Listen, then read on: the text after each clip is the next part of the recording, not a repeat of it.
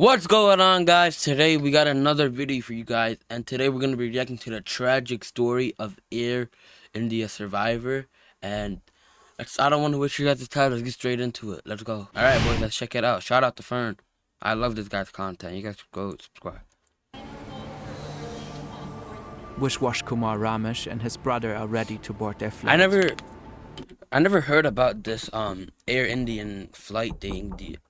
Was it like a thing that went on the news or something? I never heard about it. The temperature is pushing 37 degrees Celsius. This Boeing 787 bound for Gatwick Airport is supposed to take them home to London. They're going to London? Vishwash Kumar sits down in seat 11A. His brother is across the aisle in 11J. At this point, of course, neither of them know. Bro, that shit's so scary. You crash, bro, and you're the only survivors. That shit's so scary. What's the chances of that, though? That you're the only survivor. What's the chance of that? Engines fail. The aircraft loses altitude and crashes into a compound. 241 people on board are killed. 90 more die on the ground. Only one passenger survives. It's Vishwash Kumar. His brother doesn't make it. His brother died too? The images go viral. The sole survivor just leaving the crash site on his feet. How the fuck is he on his feet? And how the all that messed up? That you were just talking to your brother, and then literally 10 seconds after, the flight takes off and he dies. That's actually so crazy. The passenger in seat 11A lived to tell a tale about what had happened. He's walking. When he's interviewed at the hospital the next day, he has no words. What was the situation yesterday? Can you describe for us, please? I can't explain. Everything happened in my eye. I can't. How are you gonna explain that? That shit happened so quickly. Your brother died. Time and again, there have been horrible plane crashes that only a handful of people survived. In this video, we'll look at 4 of those deadly tragedies, and at the people who somehow made it R.I.P. to all of them that died, bro. Out alive. The Air India disaster with only one survivor. A jumbo jet that slammed into a mountain. How the fuck did he survive? From the sky.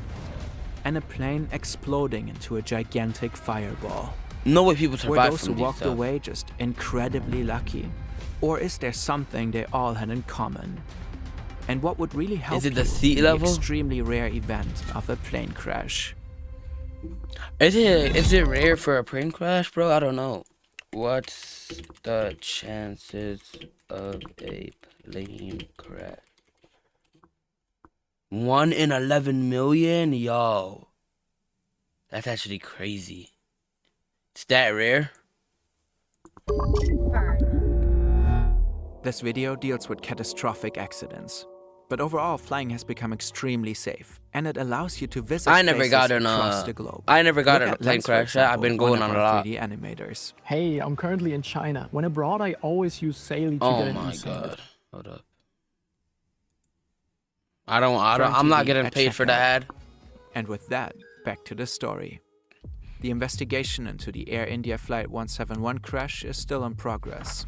But there's a preliminary report that helps us better understand what most likely happened. What happened? When the plane starts losing altitude, it first strikes several trees. Then, only 32 seconds after takeoff, it crashes into a compound. 30 seconds? It didn't even get to make it in the air. Doctors and medical students working at a local hospital. On impact, hey, good thing it didn't go all the way in the air. They probably all would have died if it went all the way in the air and crashed. The tail section is sheared off at the edge of the first building.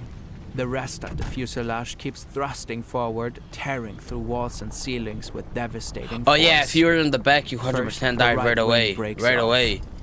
The aircraft then slams into the next unless building, you get lucky as causing fuck. The left wing to come off as well. The wings and this part of the fuselage carry the fuel tanks.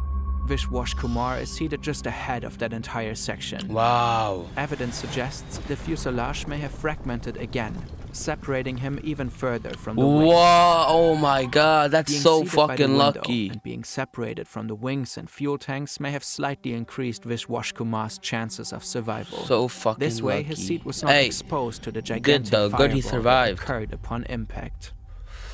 In interviews following the crash, Vishwash Kumar said he escaped from the wreckage through an opening next to him. It's unclear whether that opening was caused by a rupture in the fuselage or whether the emergency exit door had been blown off.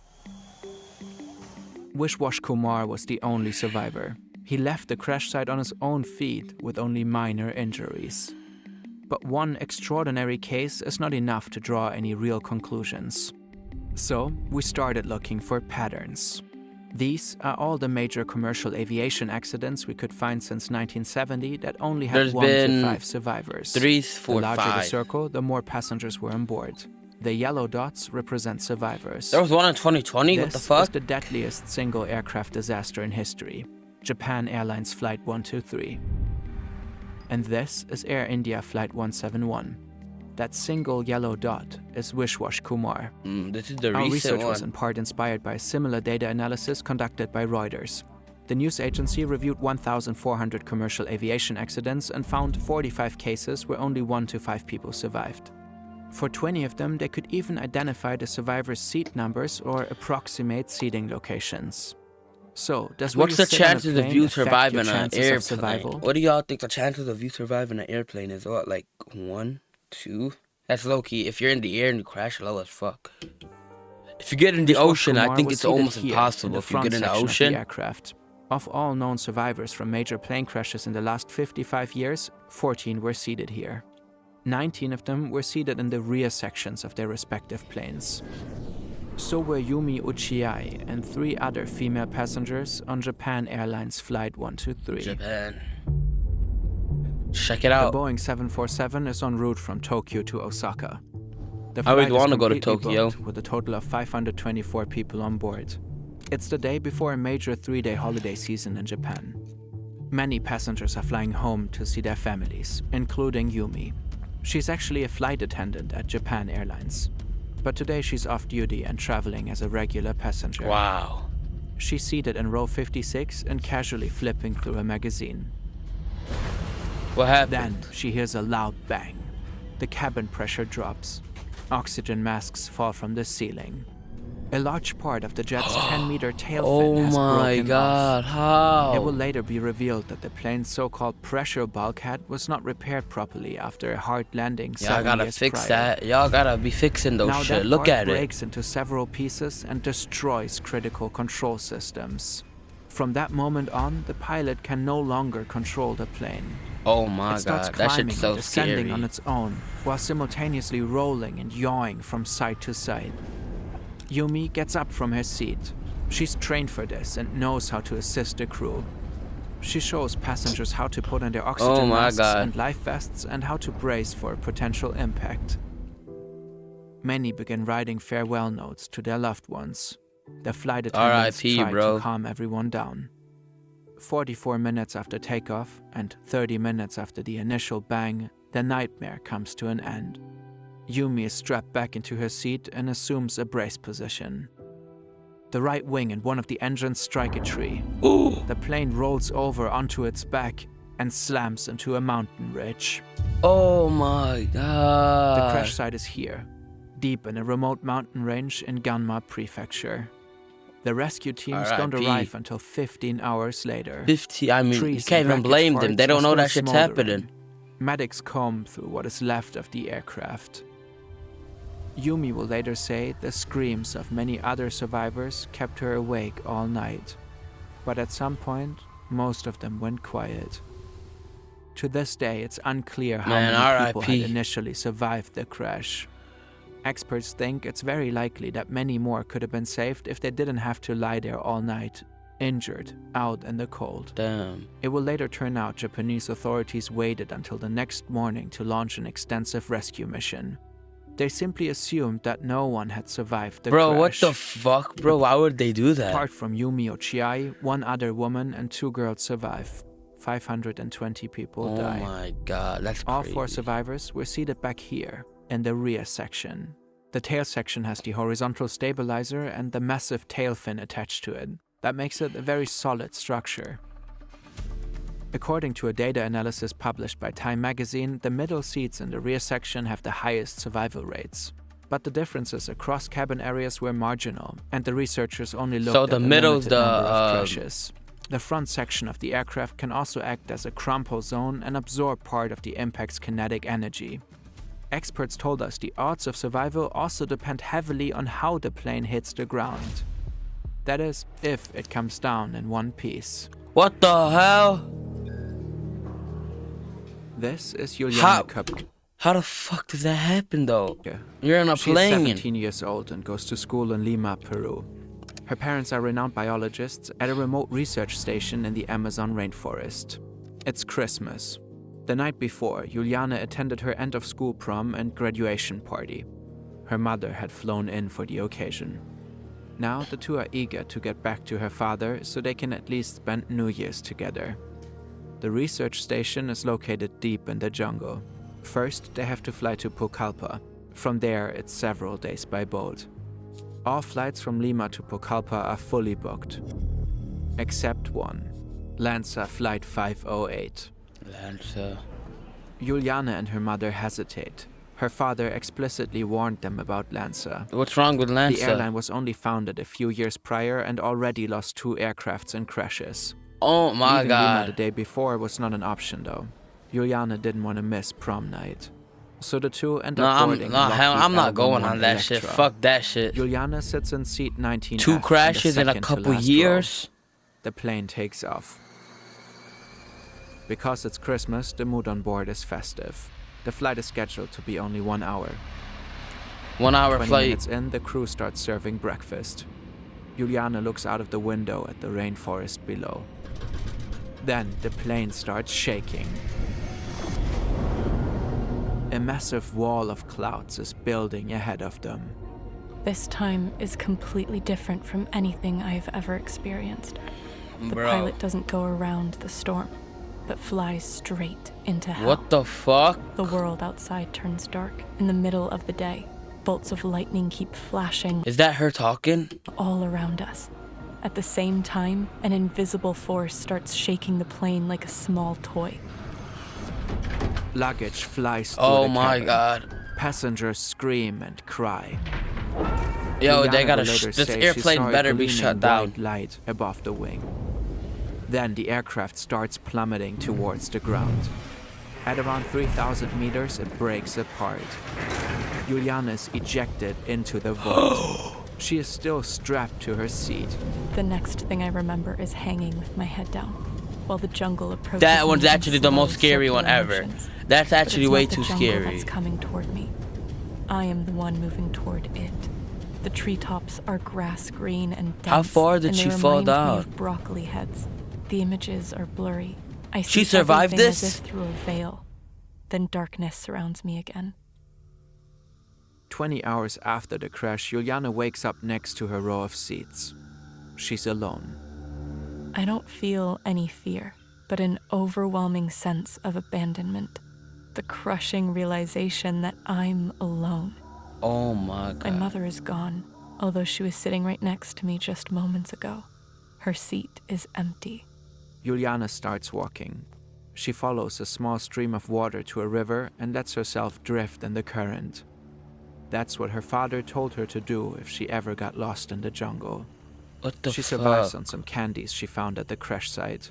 Along the way, she encounters martens, brocket deer, and caimans. Came. After traveling alone for 11 days, she is picked up by a group of rubber tappers. She will never see her mother again. Her mom died? Juliana is the sole survivor among the 92 people on board. To this day, it's still largely unclear how she could fall from 3,000 meters Yeah, and that's live actually to why. tell. I don't even know how the She fuck thinks she did owes that. her life to a combination of 3 factors. 1. God. Storm clouds often have powerful updrafts beneath them. The vertical So flow God. of air may have slowed Juliana's descent. 2. The row of seats she was strapped to may have acted like a parachute, like a rotating propeller that reduced the Oh speed my of her God. fall. 3. The entangled lianas of the rainforest may have formed a kind of natural safety net to cushion her impact. In this case, where she was seated most likely didn't matter. Reuters reached a similar conclusion. Survivors of aviation disasters usually come from every part of the aircraft. That In one's some actually cases, crazy the though. only Holy survivors shit. are seated at the very front, in the cockpit. Has For there ever pilots, been a takeoff and survivor that? landing are the most critical phases of any flight. That's when most accidents happen, partly because planes are more vulnerable to external factors during these moments. That's why aspiring pilots have to go through a rigorous selection process. Candidates first have to prove their resilience to extreme physical and mental stress. Then they face the airline's demanding recruitment tests. Only a few make it through the entire procedure. And after that come years of training. You have millions of lives at risk. James Polhinky met all the requirements to enter the training. This morning he's serving as first officer on a Comair regional jet. The sun is not up yet. Polhinky has logged over 3,500 hours of flying time on this type of aircraft. Captain Jeffrey Clay has also spent thousands of hours in this exact type of cockpit. It's shortly before 6 a.m. 47 passengers board the flight to Atlanta. The pilots prepare for departure. Lexington Airport has 2 runways. Runway 22 for larger passenger jets and a shorter one for small private aircraft, runway 26. They intersect. To get to the long runway 22, pilots need to cross the shorter one.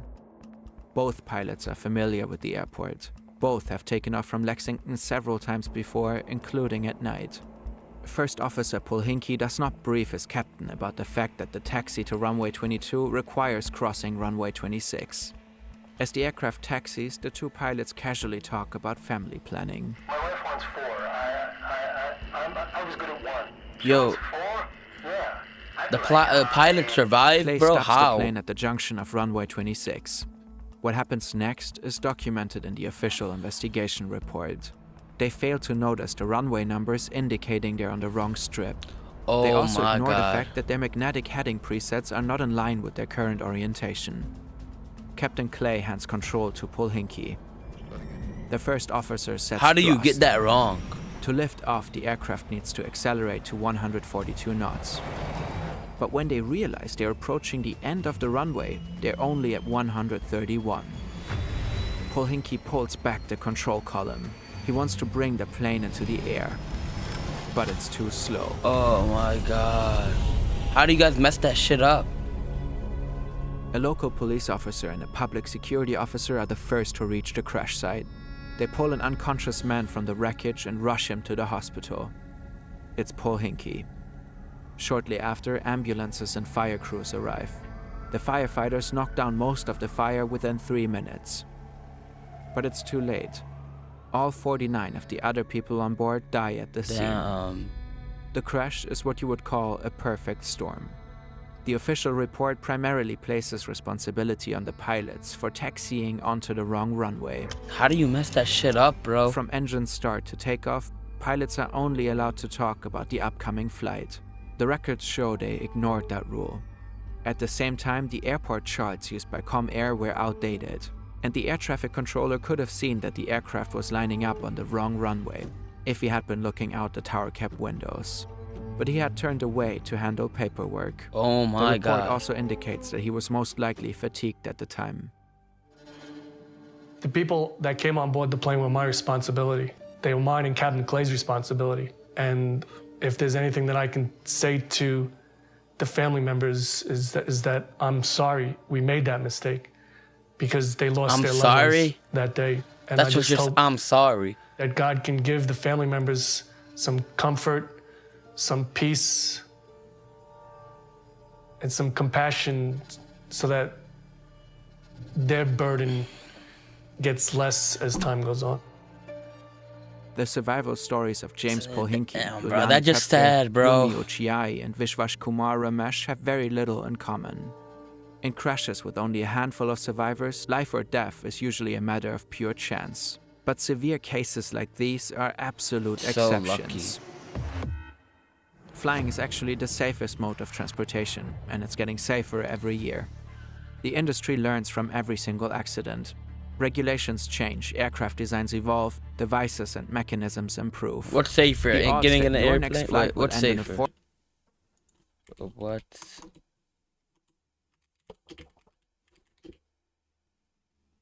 Getting in a plane for 4 hours or a car.